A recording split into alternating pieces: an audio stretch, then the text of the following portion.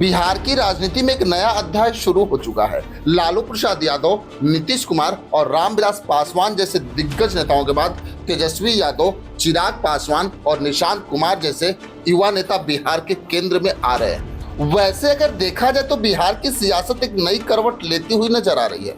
70 के दशक में आपातकाल के समय जेपी आंदोलन से सियासी पारी की आगाज करने वाले लालू प्रसाद यादव से लेके रामविलास पासवान तक सुशील कुमार मोदी और नीतीश कुमार के इर्द गिर्द ही 5 दशक तक बिहार की राजनीति घूमती रही। वैसे अगर देखा जाए तो केंद्रीय मंत्री रामविलास पासवान और सुशील कुमार मोदी का निधन हो चुका है, तो लालू प्रसाद यादव सजा याफ्ता है और नीतीश कुमार के स्वास्थ्य को लेकर सवाल भी उठते रहे हैं।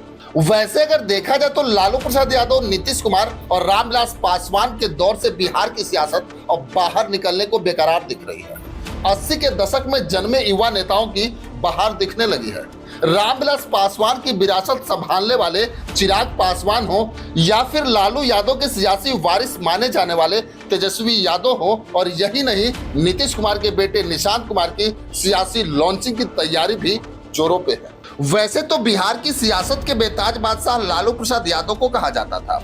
छात्र राजनीति से अपनी सियासी पारी शुरू करने वाले लालू यादव ने जेपी आंदोलन से अपनी राजनीतिक पहचान बनाई। इसके दम पर ही 90 के दशक में बिहार के मुख्यमंत्री बने और 15 साल तक डायरेक्ट और इनडायरेक्ट राज किया। चारा घोटाले के चलते लालू यादव की सियासत पर ग्रहण लग गया, लेकिन अब वो अपने बेटे तेजस्वी यादव को सियासी वारिस के तौर पर स्थापित कर दिया है। वैसे अगर देखा जाए तो तेजस्वी यादव आरजेडी के मुख्य चेहरे हैं और 2020 के चुनाव में खुद को साबित करने में सफल रहे हैं। 2025 विधानसभा चुनाव में आरजेडी ही नहीं बल्कि विपक्षी गठबंधन की कमान तेजस्वी यादव के हाथों में ही होगी।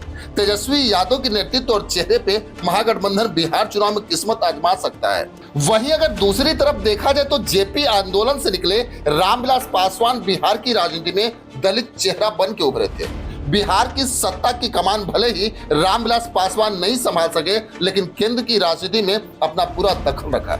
जनता पार्टी से लेकर जनता दल और फिर अपनी लोक जनशक्ति पार्टी बनाने का सफर भी तय किया है। केंद्र सरकार में लंबे समय तक मंत्री रहे, लेकिन कोरोना काल में उनका निधन हो गया और ऐसे में रामविलास पासवान की सियासी विरासत उनके बेटे चिराग पासवान संभाल रहे हैं। वैसे अगर देखा जाए तो रामविलास पासवान की सियासी विरासत हासिल करने के लिए चिराग पासवान को लंबा संघर्ष तय करना पड़ा है। चिराग पासवान को पहले अपने चाचा पशुपति पारस से दो हाथ करना पड़ा है, इसके बाद ही वे खुद को स्थापित कर पाए। चिराग पासवान केंद्र की मोदी सरकार में मंत्री हैं और एनडीए गठबंधन का हिस्सा हैं। बिहार की राजनीति में चिराग पासवान अपना पूरा दखल रखना चाहते हैं और 2025 के चुनाव में एनडीए के साथ मिलकर चुनाव लड़ने की तैयारी कर रहे हैं। वैसे तो चिराग पासवान की तैयारी है कि इस बार वो बिहार की राजनीति में किंग मेकर बन के उभरे।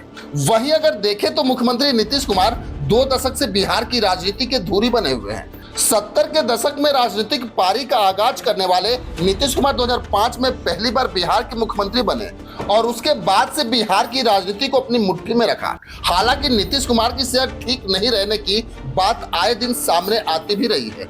नीतीश कुमार के बेटे निशांत कुमार ने राजनीति में औपचारिक एंट्री तो नहीं ली, लेकिन बिगड़ते स्वास्थ्य के बीच बिहार के मुख्यमंत्री को भी अपनी विरासत की चिंता सताने लगी है। वहीं निशांत कुमार की बढ़ी सियासी सक्रियता भी ये संकेत दे रहा है कि इस साल होने वाले विधानसभा चुनाव में जेडीयू के प्रचार अभियान में निशांत कुमार की भूमिका बड़ी होने वाली है।